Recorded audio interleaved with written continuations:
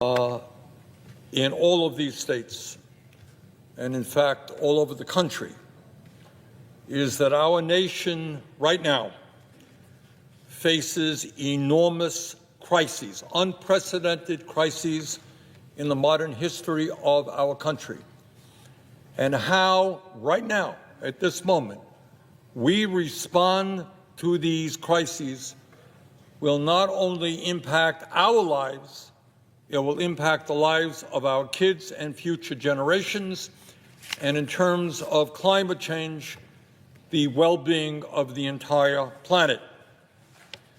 And Mr. President, what I have to tell you is that the American people are angry at what is happening here in Washington, D.C., and they are prepared to stand up and fight back. In my view, and what I have heard from many, many people, is that they will not accept an oligarchic form of society where a handful of billionaires control our government, where the wealthiest person on earth, Mr. Musk, is running all over Washington, D.C., slashing the Social Security Administration so that our elderly people today are finding it extremely difficult to access the benefits that they paid into, where Mr. Musk and his friends are slashing the Veterans Administration so that people who put their lives on the line to defend us will not be able to get the health care that they are entitled to or get the benefits that they are owed in a timely manner. Slashing the Department of Education, slashing USAID.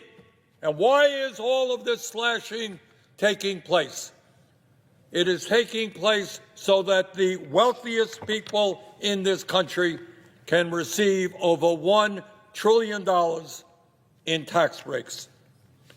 Now, I don't care if you are a Democrat, a Republican, or an independent.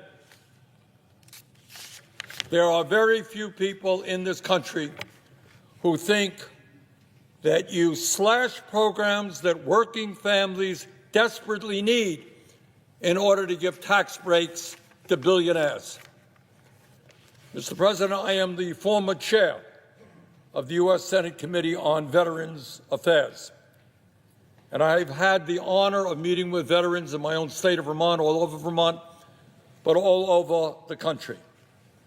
These are the men and women who put the uniform of this country on and have been prepared to die to defend our nation and American democracy. And these veterans and Americans all over our nation will not accept an authoritarian form of society with a president who undermines our Constitution every day. Every day there's something else out there where he's undermining our Constitution and threatening the very foundations of American democracy. That is not what people fought and died to allow to happen. Mr. President, I am not a historian, but I do know that the founding fathers of this country were no dummies. They were really smart guys. And in the 1780s, they wrote a constitution and established a form of government with a separation of powers, with an executive branch, the president, a legislative branch, the Congress, and a judicial branch. These revolutionaries in the 1780s had just fought a war against the imperial rule of the King of England, who was an absolute dictator, the most powerful person on earth. And these revolutionaries here in America, forming a new government, wanted to make absolutely sure that no one person in this brand new country that they were forming would have unlimited powers. And that is why we have a separation of powers. That is why we have a judiciary, a Congress, and an executive branch. In other words, way back in the 1780s, they wrote a constitution to prevent exactly what Donald Trump is trying to do today. So let us be clear about what is going on. Donald Trump is attacking our First Amendment and is trying to intimidate the media and those who speak out against them in an absolutely unprecedented way, Mr. President. He has sued ABC, CBS, Meta, the Des Moines Register. His FCC is now threatening to investigate NPR and PBS. He has called CNN and MSNBC illegal. In other words, the leader, or the so-called leader of the free world, is afraid of freedom. He doesn't like criticism. Well, guess what? None of us like criticism, but you don't get elected to the Senate, you don't get elected to the House, you don't become a governor, you don't become a president of the United States unless you are prepared to deal with that criticism. And the response to that criticism in a democracy is not to sue the media, is not to intimidate the media, it's to respond in the way you think best. But, Mr. President, it is not just the media that Trump is going after. He is going after the constitutional responsibilities that this body, the United States Congress, has. And I will say it amazes me, it really does, how easily my Republican colleagues here in the Senate and in the House are willing to surrender their constitutional responsibilities, give it over to the president. Trump has illegally and unconstitutionally withheld funds that Congress has appropriated. You can't do that. Congress has the power of the purse. We make a decision. We argue about it here. Big debates, vote-a-ramas, the whole thing. Make that decision. That money goes out. The president does not have the right to withhold funds that Congress has appropriated. Trump has illegally and unconstitutionally decimated agencies that can only be changed or reformed by Congress. You don't like the Department of Education? You don't like USAID? Fine. Come to the Congress. Tell us what reforms you want to see. You do not have the right to unilaterally do away with these agencies. Trump has fired members of independent agencies and inspectors general that he does not have the authority to do. But, Mr. President, it is not just the media that he is trying to intimidate. It is not just the powers of Congress that he wants. Now, in an absolutely outrageous, unconstitutional, and extraordinarily dangerous way, he is going after the judiciary. His view is that if you don't like a decision that a judge renders, you get rid of that judge. You try to impeach that judge. You intimidate judges so that you get the decisions that you want. You know, I'm thinking back now as someone who is not a supporter of the Roberts Court. And I'm thinking about one of the worst Supreme Court decisions that has ever been rendered, and that is Citizens United. I'll say more about that in a moment. And I'm thinking about the Supreme Court's decision to overturn Roe v. Wade, taking away American women's right to control their own bodies. In my view, these were outrageous decisions, unpopular decisions. But it never occurred to me, because maybe I'm old-fashioned and conservative, and I believe that you live by the rule of law, to say, hey, look at the decision Roberts made. We're going to impeach him. No, we try to elect a new president who's going to appoint new Supreme Court justice. That is the system that people have fought and died to defend. But it's not just the movement toward oligarchy, which is outraging millions of Americans, Democrats and Republicans, by the way. And it's not just the movement toward authoritarianism that we are seeing. The American people, especially with Mr. Musk and 13 billionaires in the Trump administration running agency after agency, the American people are saying as loudly as they can that they will not accept a society of massive economic and wealth inequalities where the very richest people in our country are becoming much richer while working families are struggling to put food on the table. Having gone all over this country, I can tell you that the American people are sick and tired of these inequalities, and they want an economy that works for all of us, not just the 1%. You know, Mr. President, we deal with a whole lot of stuff here in the Congress, and, virtually all of it is important in one way or another. But let's do something, fairly radical today.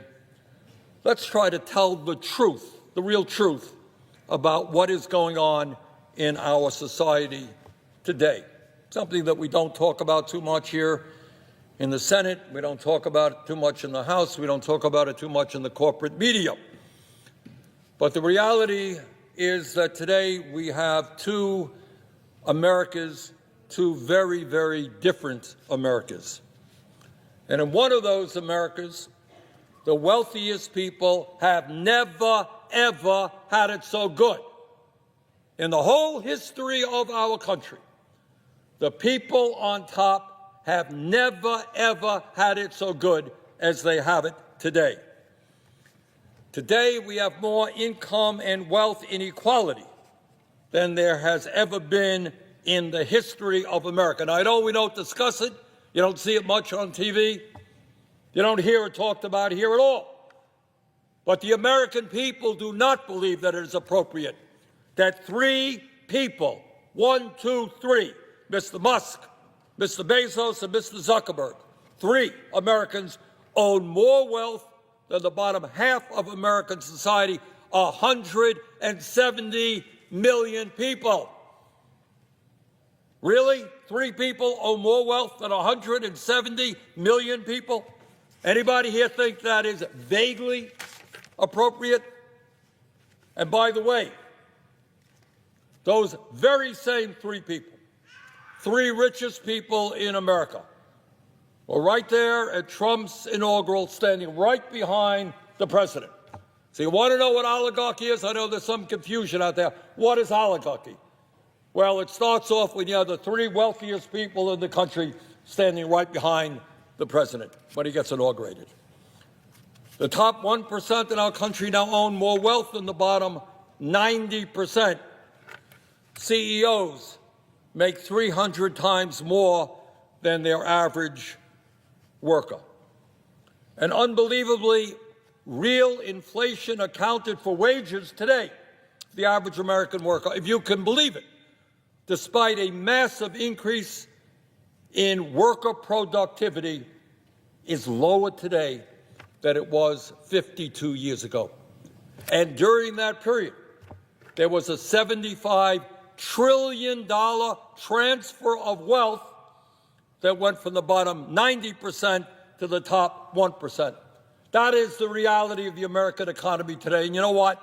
Maybe we might want to be talking about that. And in our America today, in that top America, that one America, the 1% are completely separate and isolated from the rest of the country. You think they get on a subway to get to work? You think they sit in a traffic jam for an hour trying to get to work? Not the case. They fly around in the jets and the helicopters that they own. They live in their mansions all over the world in their gated communities. They have nannies taking care of their babies. They don't worry about the cost of child care. And they send their kids to the best private schools and colleges. Sometimes they vacation, not in a Motel 6, not in a national park, but on the very own islands that they have. And on occasion, for the very, very richest, just to have, for a kick, have a little bit of fun, maybe they'll spend a few $1 million flying off into space in one of their own spaceships. Sounds like fun. But it's not just income, massive income and wealth inequality that we're dealing with today. We have more concentration of ownership than ever before. While the profits on Wall Street and corporate America soar, a handful of giant corporations dominate sector after sector, whether it's agriculture, transportation, media, financial services, et cetera, et cetera. Small number of huge corporations, international corporations, dominating sector after sector. And as a result of that concentration of ownership, they are able to charge the American people outrageously high prices for the goods and services we need. Mr. President, we don't talk about it too much. Maybe we should.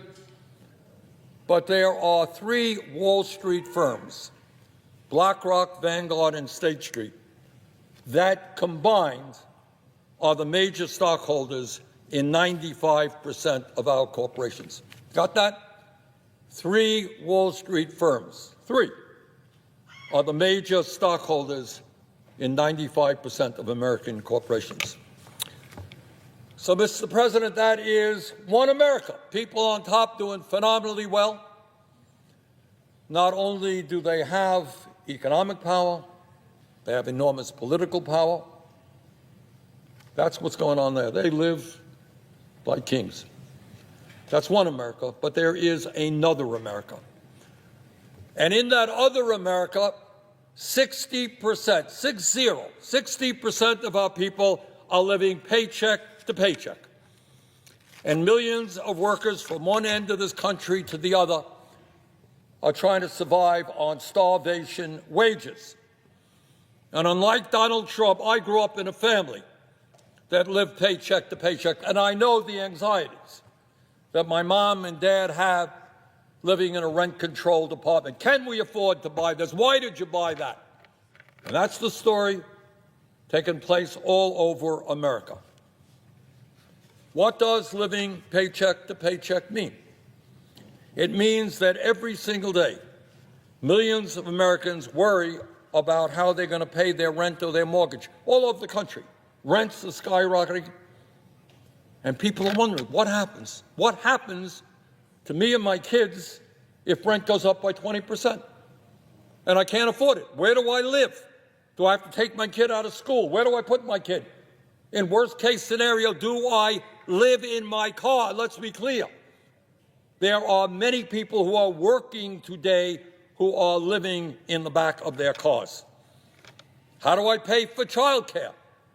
Talked to a guy the other day, a police officer, spending $20,000 a year for child care. How do I buy decent food for my kids when the price of groceries is off the charts? What happens if I get sick or my kid gets sick or my mother gets sick and I got a $12,000 deductible and I can't afford to go to the doctor?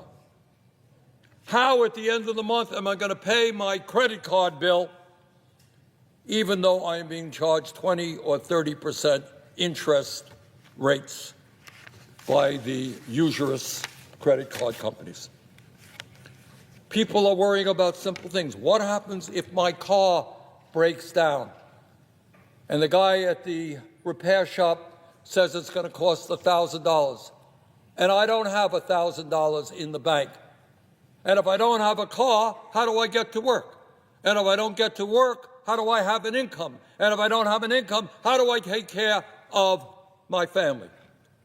Those are the crises that millions of Americans are experiencing today. But it's not just working age Americans. Today in our country, half of older workers have nothing in the bank as they face retirement. And they're watching TV and they're saying, Mr. Musk firing Social Security workers and actually worrying whether Social Security will be there for them. And it's not just older workers with nothing in the bank wondering what happens when they retire. 22% of seniors are trying to survive on $15,000 a year. I dare anybody in this country, let alone somebody who's old, who needs health care, needs to keep the house warm, try to survive on $15,000 a year. And there are people here, by the way, talking about cutting Social Security. Mr. President, it is not just about income and wealth inequality. It is about a health care system which everyone in the nation understands is broken, is dysfunctional, and is outrageously expensive. I hear my Republican friends, I don't know where they are today, wanting to destroy the ACA. And my Democratic friends say, oh, we got to defend the ACA. ACA is broken. It doesn't work. In my state, the cost of health care is going up 10, 15%. In America today, you got 85 million people uninsured or underinsured. Function of the health care system today is not to do what a sane society would do, guarantee health care to all people in a cost-effective way. Something which, by the way, every other major nation on earth manages to do. The function of our health care system, as everybody knows, is to make billions of dollars in profits for the insurance companies and the drug companies. So I say to my Democratic friends, it's not good enough to defend the Affordable Care Act. It's a broken system. You got to have the guts to stand up and allow us to do what every other major nation does, guarantee health care to all people as a human right, not allow the drug companies and the insurance companies to make massive profits every year. And, Mr. President, I want to touch on an issue that gets virtually no discussion, but I think it is enormously important. And it says a hell of a lot about what's going on in our society today. In America, according to international studies, our life expectancy, how long we live as a people, is about 4 years lower than other countries. Most European countries people there live longer lives. Japan, they live even more longer lives than in Europe. So question number one, why is that happening? We spend $14,000 a year per person on health care, almost double what any other country spends, and yet people around the world are living, on average, 4 years longer than we do. But here is the really ugly fact, even worse than that, and that is that in this country, on average, if you are a working class person, you will live 7 years shorter lives than if you're in the top 1%. If you're a working class person, your life will be 7 years shorter than if you are wealthy. In other words, being poor or working class in America today amounts to a death sentence. Mr. President, it's not only a broken health care system. We have got to ask ourselves a simple question, and the Biden administration began a little bit of movement in this direction. And that is, why are we living in a nation where 1 out of 4 people can't even afford the prescription drugs their doctors prescribe? Why are we in some cases paying 10 times more than our neighbors in Canada or in Europe? How does that happen? And the answer, of course, has to do with the greed of the pharmaceutical industry and their power right here, all of the campaign contributions that they make, which has prevented us from negotiating prices. But it's not just health care or prescription drugs when we look at what's going on in America. In Vermont and throughout this country, we have a major housing crisis. Here we are, the richest country on earth, 800,000 people sleeping out on the streets, and 20 million people are spending more than 50% of their limited incomes on housing. Can you imagine that? If you're a working person spending 50% of your income on housing, how do you have money to do anything else? And the cost of housing is soaring. Do not tell me, Mr. President, that in a nation which could spend $1 trillion on the military, a nation that can give massive tax breaks to the rich, that we cannot build the millions of units of housing that we desperately need. So, Mr. President, why is all of this happening? Why do we have a healthcare system that's broken, prescription drugs that are the most expensive in the world, a housing system, education in deep trouble? Talked to educators in Vermont all over the country. Talked to a principal the other day from Vermont. Their starting salary at a public school, $32,000 a year. But don't worry, they can't afford to even bring people in because they can't afford the housing in the community. Why have we let education sink to the level that it has? So I think the bottom line of all this, the American people, I think, are catching on. And Mr. Musk, I must thank him because he has made it very clear.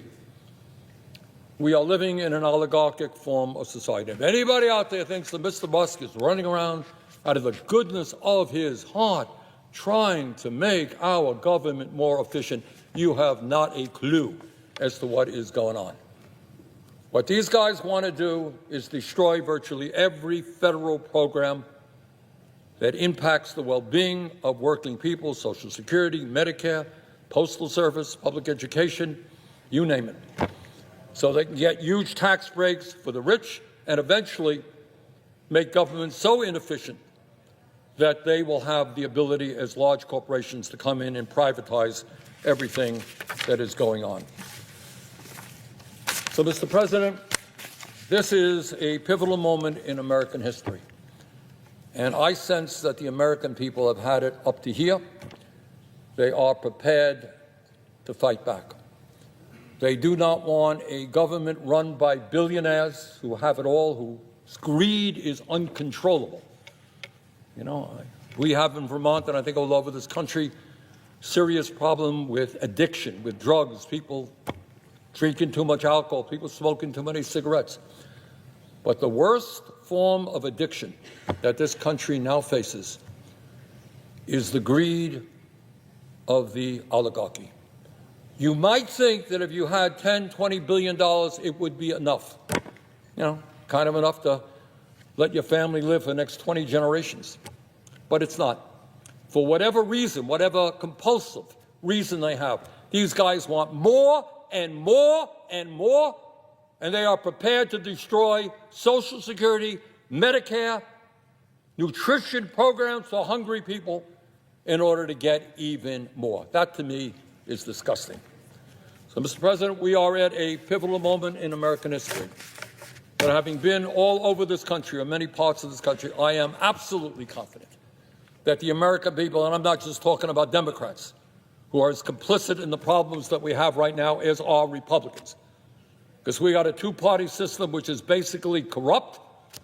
You got Mr. Musk over on the Republican side saying to any Republican who dares to stand up and defy the Trump agenda, we are going to primary you. And on the Democratic side, you got AIPAC, and you got other super PACs saying, you stand up for working people, you're in trouble as well. We got a corrupt campaign finance system in which billionaires are able to buy elections. And that's why all over this country, people are not happy with our two-party system, the Republicans and the Democrats.